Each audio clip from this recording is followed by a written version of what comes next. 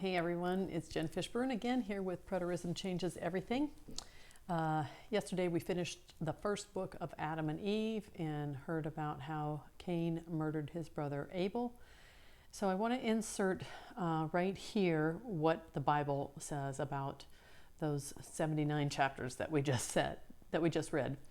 And so let's go ahead and go to Genesis 4 and just kind of insert in this, and then we're going to get back to finding a few more details about what is happening outside of the canon of Scripture.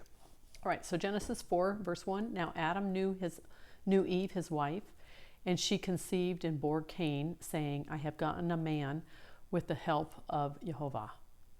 And again she bore his brother Abel. Now Abel was a keeper of sheep, and Cain a worker of the ground. In the course of time, Cain brought to Jehovah an offering of the fruit of the ground. And Abel also brought of the firstborn of his flock and of their fat portions. And Jehovah had regard for Abel and his offering. But for Cain and his offering he had no regard. We've got a lot more details to fill in all of this now. I hope you're appreciating that. So Cain was very angry and his face fell. The Lord said to Cain, Why are you angry, and why has your face fallen? If you do well, will you not be accepted? And if you do not do well, sin is crouching at the door. Its desire is for you, but you must rule over it. So here it looks like they're saying that sin and Satan are the same, and they're equating them. That's how it appears to me in these two stories. Okay, which it makes sense, right? Okay. Cain spoke to Abel his brother, and when they were in the field, Cain rose up against his brother Abel and killed him. Boy, this is the short version of the story, isn't it? 79 chapters, all in this little passage. And the Lord and Jehovah said, What have you done? The voice of your brother's blood is crying to me from the ground. And now you are cursed from the ground, which has opened its mouth to receive your brother's blood from your hand. Well, this one says that Cain is cursed. The other one told us that the ground was cursed.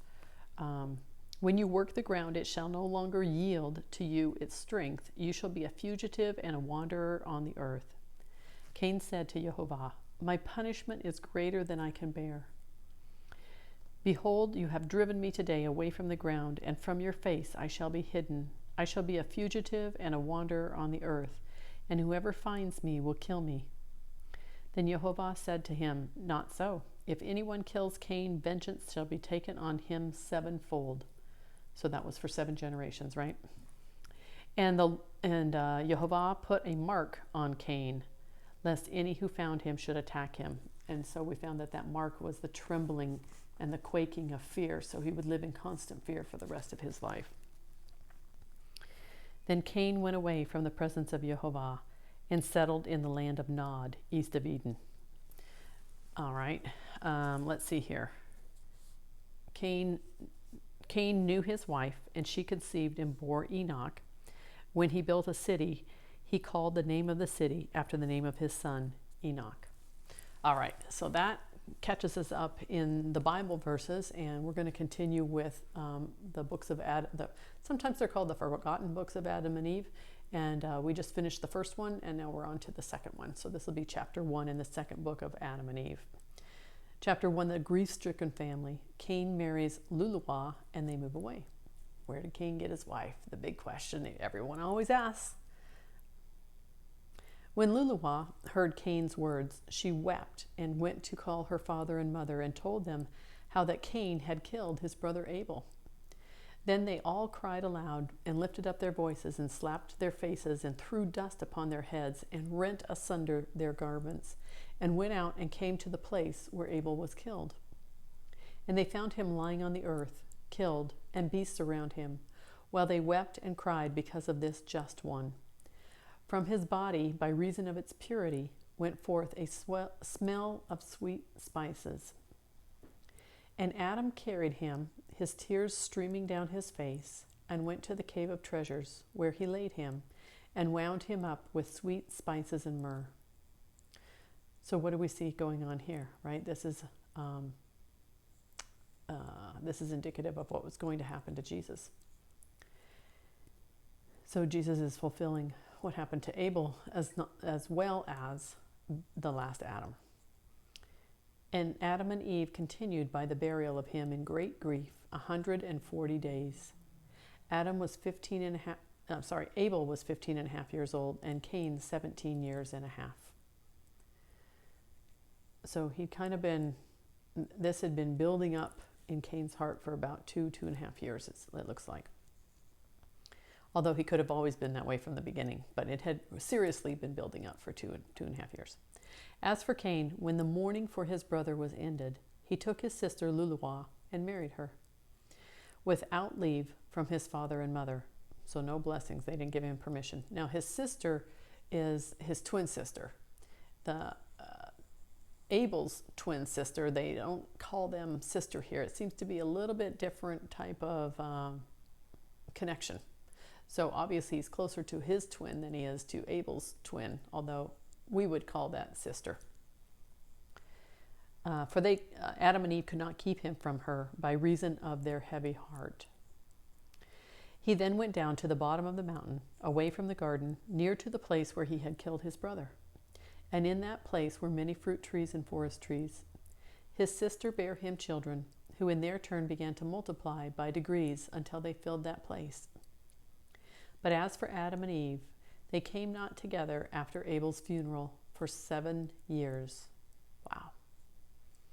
After this, however, Eve conceived, and while she was with child, Adam said to her, "Come, let us take an offering and offer it up unto God, and ask him to give us a fair child in whom we may find comfort, and whom we may join in marriage to Abel's sister."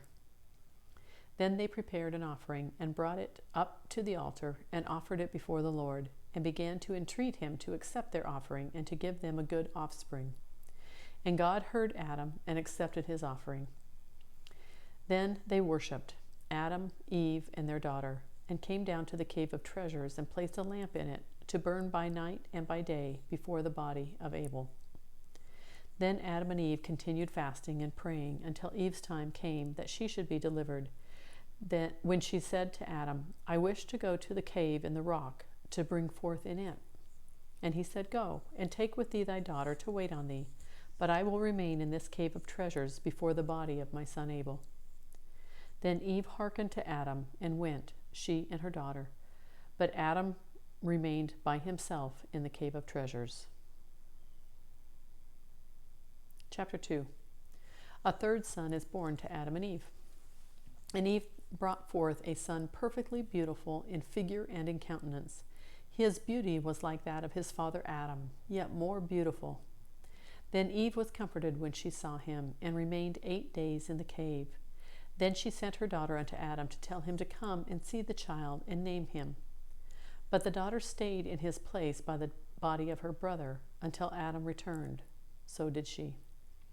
But when Adam came and saw the child's good looks, his beauty, and his perfect figure, he rejoiced over him and was comforted for Abel. Then he named the child Seth. That means that God has heard my prayer and has delivered me out of my affliction. But it also means power and strength. Then, after Adam had named the child, he returned to the cave of treasures, and his daughter went back to her mother. But Eve continued in her cave until 40 days were fulfilled, when she came to Adam and brought with her the child and her daughter. Then they came to a river of water, where Adam and his daughter washed themselves because of their sorrow for Abel. But Eve and the babe washed for purification. Then they returned and took an offering, and went to the mountain and offered it up for the babe. And God accepted their offering, and sent his blessing upon them and upon their son Seth. And they came back to the cave of treasures. As for Adam, he knew not again his wife Eve all the days of his life. Wow. 930 years, and they only supposedly had sex 3 times? That's crazy. All right. Neither was any more offspring born of them, but only those 5, Cain, Luluwa, Abel, Achliah, and Seth alone. But Seth waxed in stature and in strength, and began to fast and pray fervently. Well, that's not really how you be fruitful and multiply, I wouldn't think. They barely multiplied. from 2 to 5. All right, chapter 3. Satan appears as a beautiful woman tempting Adam, telling him he is still a youth. Spend thy youth in mirth and pleasure, the different forms which Satan takes. As for our father Adam, at the end of 7 years from the day he had been severed from his wife Eve, Satan envied him, and when he saw him thus separated from her, and strove to make him live with her again. Then Adam arose and went up to the cave of treasures, and continued to sleep there night by night. But as soon as it was light, every day he came down to the cave to pray there and to receive a blessing from it. But when it was evening, he went up on the roof of the cave, where he slept by himself, fearing lest Satan should overcome him. And he continued thus apart 39 days. Then Satan, the hater of all good, when he saw Adam thus alone, fasting and praying, appeared unto him in the form of a beautiful woman, who came and stood before him in the night of the 40th day, and said unto him, O Adam, from the time ye have dwelt in this cave, we have experienced great peace from you, and your prayers have reached us, and we have been comforted about you. But now, O Adam, that thou hast gone up over the roof of the cave to sleep, we have had doubts about you, and a great sorrow has come upon us because of your separation from Eve. Then again, when you are on the roof of this cave, your prayer is poured out, and your heart wanders from side to side. But when you were in the cave, your prayer was like fire gathered together. It came down to us, and you did find rest. Then I also grieved over the children who are severed from thee, and my sorrow is great about the murder of your son Abel, for he was righteous, and over a righteous man everyone will grieve. But I rejoiced over the birth of your son Seth.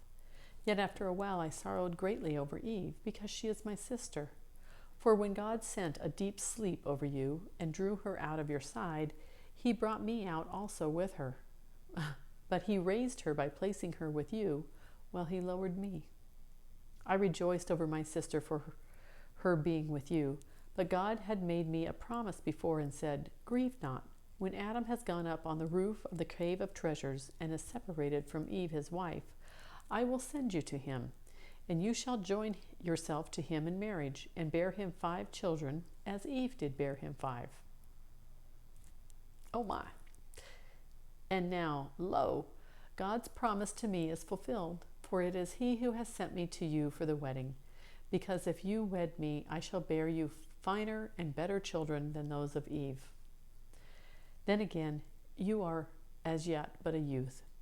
End not your youth in this world in sorrow, but spend the days of your youth in mirth and pleasure. For your days are few, and your trial is great. Be strong. End your days in this world in rejoicing. I shall take pleasure in you, and you shall rejoice with me in this wise and without fear. Up then, and fulfill the command of your God. She then drew near to Adam and embraced him. But when Adam saw that he should be overcome by her, he prayed to God with a fervent heart to deliver him from her. Then God sent his word unto Adam, saying, O Adam, that figure is the one that promised you the Godhead and majesty.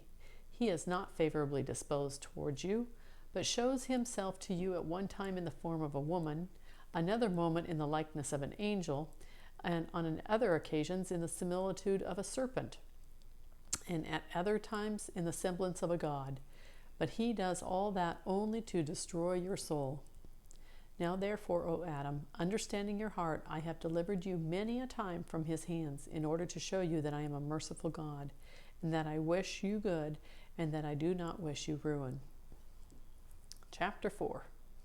Adam sees the devil in his true colors. Then God ordered Satan to show himself to Adam plainly, in his own hideous form. But when Adam saw him, he feared and trembled at the sight of him. And God said to Adam, Look at this devil, and at his hideous look, and know that it is he who made you fall from brightness into darkness, from peace and rest to toil and misery. And look, O Adam, at him who said of himself that he is God. Can God be black? Would God take the form of a woman? Is there anyone stronger than God? And can he be overpowered? Well, that verse is pretty loaded, isn't it? That's verse 4, just in case you're wondering, chapter 4, verse 4. Can God be black? Would God take the form of a woman? Well, that's very interesting. See then, O Adam, and behold him bound in thy presence, in the air, unable to flee away. Therefore I say unto you, be not afraid of him. Henceforth take care, and beware of him in whatever he may do to you. Then God drove Satan away from before Adam, whom he strengthened, and whose heart he comforted, saying to him, Go down to the cave of treasures, and separate not yourself from Eve. I will quell in you all animal lust. From that hour it left Adam and Eve, and they enjoyed rest by the commandment of God. But God did not the same to any one of Adam's seed, but only to Adam and Eve. So he took away their sexual passions, I guess, that's what he's saying. Kind of odd, I'm not understanding this part of it. Then Adam worshipped before the Lord for having delivered him and for having laid his passions. And he came down from above the cave and dwelt with Eve as aforetime. This ended the 40 days of his separation from Eve. So now they're going to spend 950 years in platonic friendship. Kind of strange, isn't it? Kind of strange. All right, let's see how long this chapter is. Okay, we've got time for one more chapter. Chapter 5. The devil paints a brilliant picture for Seth to feast his thoughts upon. As for Seth, when he was 7 years old, he knew good and evil, and was consistent in fasting and praying, and spent all his nights in entreating God for mercy and forgiveness. He also fasted when bringing up his offering every day, more than his father did, for he was of fair countenance, like an angel of God. He also had a good heart, preserved the finest qualities of his soul, and for this reason he brought up his offering every day. And God was pleased with his offering, but he was also pleased with his purity, and he continued thus in doing the will of God, and of his father and mother, until he was 7 years old. After that, as he was coming down from the altar, having ended his offering, Satan appeared unto him in the form of a beautiful angel, brilliant with light, with a staff of light in his hand, himself girt about with a girdle of light.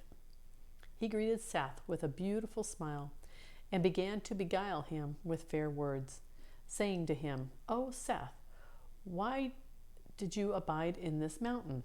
For it is rough, full of stones and of sand, and of trees with no good fruit on them, a wilderness without habitation and without towns, no good place to dwell in, but all is heat, weariness, and trouble. He said further, But we dwell in beautiful places, in another world than this earth. Our world is one of light, and our condition is of the best. Our women are handsomer than any others, and I wish you, O Seth, to wed one of them, because I see that you are fair to look upon, and in this land there is not one woman good enough for you. Besides, all those who live in this world are only 5 souls. So, he's telling us that these are the first 5 people. These are the only 5 people. But in our world, which is outside of that world, there are very many men and many maidens. Of course, he's lying. All more beautiful one than the other. I wish, therefore, to remove you from this, that you may see my relations and be wedded to whichever one you like. Then you shall abide by me and be at peace, and shall be filled with splendor and light, as we are. You shall remain in our world and rest from this world in the misery of it. You shall never again feel faint and weary. You shall never bring up any offering, nor sue for mercy, for you shall commit no more sin, nor be swayed by passions. And if you will listen to what I say, and you shall wed one of my daughters, for with us it is a sin. It is not a sin to do so, neither is it reckoned animal lust. For in our world we have no God, but we are all gods. We are all of the light, heavenly, powerful, strong, and glorious. Well, that's kind of what we hear people saying now, right? There's no God, we're all gods. So I guess there's nothing new under the sun. The same lies have been told from day one till the day. All right, that's good enough for today. We'll end here, and I will see you guys next week. You have a great weekend. Bye.